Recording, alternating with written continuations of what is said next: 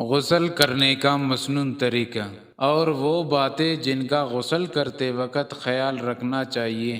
غسل کرنے والے کو چاہیے کہ پہلے گھٹنوں تک دونوں ہاتھ دھوئے اور پھر استنجے کی جگہ دھوئے۔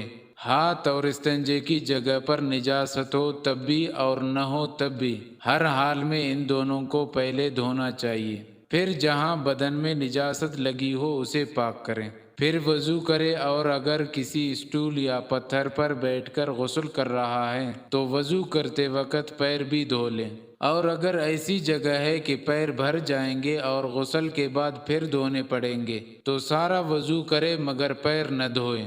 وضو کے بعد 3 مرتبہ اپنے سر پر پانی ڈالیں، پھر 3 مرتبہ داہنے سیدھے کندھے پر اور پھر 3 بار بائیں الٹے کندھے پر پانی ڈالیں، اس طرح کہ سارے جسم پر پانی بہہ جائے۔ 1 مرتبہ پانی بہانے کے بعد پہلے سارے جسم پر اچھی طرح ہاتھ پھیر لیں، پھر دوسری بار پانی بہائے تاکہ سب جگہ اچھی طرح پانی پہنچ جائے، کہیں سوکھا نہ رہے۔ پھر اس جگہ سے ہٹ کر پاک جگہ میں آئے اور پیر دھوئے، اور اگر وضو کے وقت پیر دھو لیے ہوں تو اب دھونے کی حاجت نہیں۔ اس طرح غسل مکمل ہو جائے گا۔ مذکورہ بالا طریقے کے علاوہ اور بھی چند باتیں ہیں جن کا غسل کرتے وقت خیال رکھنا چاہیے۔ غسل کرتے وقت قبلہ کی طرف منہ نہ کریں، پانی بہت زیادہ نہ پھینکیں اور نہ ہی بہت کم لے کہ اچھی طرح غسل نہ کر سکے۔ ایسی جگہ غسل کرے کہ اسے کوئی نہ دیکھے۔ غسل کرتے وقت باتیں نہ کریں۔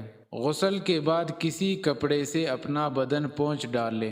بدن ڈھکنے میں بہت جلدی کرے، یہاں تک کہ اگر وضو کرتے وقت پیر نہ دھوئے ہوں تو غسل کی جگہ سے ہٹ کر پہلے اپنا بدن ڈھکے، پھر دونوں پیر دھوئے۔ اگر تنہائی کی جگہ ہو جہاں کوئی نہ دیکھ پائے تو ننگے ہو کر نہانا بھی درست ہے، جہاں کھڑے ہو کر نہائے یا بیٹھ کر، لیکن بیٹھ کر نہانا بہتر ہے کیونکہ اس میں پردہ زیادہ ہے۔ نہاتے وقت زبان سے کلمہ یا کوئی دعا نہ پڑھے۔ اگر غسل کے بعد یاد آئے کہ فلاں جگہ سوکھی رہ گئی تھی تو پھر سے نہانا واجب نہیں، بلکہ جہاں سوکھا رہ گیا تھا اس کو دھو ڈالے۔ لیکن فقط ہاتھ پھیر لینا کافی نہیں ہے، بلکہ تھوڑا پانی لے کر اس جگہ بہا لینا چاہیے، اور اگر کلی کرنا بھول گیا تو اب کلی کر لیں۔ اگر ناک میں پانی نہ ڈالنا ہو تو اب ڈالیں، غرض کہ جو چیز رہ گئی ہو اب اس کو کر لیں، نئے سرے سے غسل کرنے کی ضرورت نہیں ہے۔ سر کے سب بال بھگونا اور ساری جڑوں میں پانی پہنچانا فرض ہے۔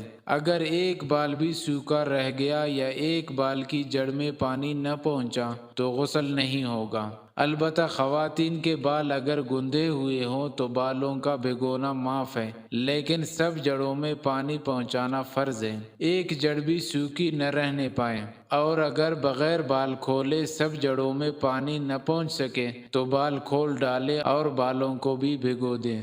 انگوٹھی، چھلے وغیرہ بہتر ہے کہ اتار کر غسل کرے۔ البتہ اگر انگوٹھی چھلے پہنے ہوں تو انہیں خوب ہلا لے تاکہ پانی سوراخوں میں پہنچ جائے۔ اس طرح خواتین نت اور بالیوں کو خوب ہلا لے، اور اگر بالیاں نہ پہنے ہوں تب بھی سوراخوں میں پانی ڈال لیں۔ ایسا نہ ہو کہ پانی نہ پہنچے اور غسل صحیح نہ ہو۔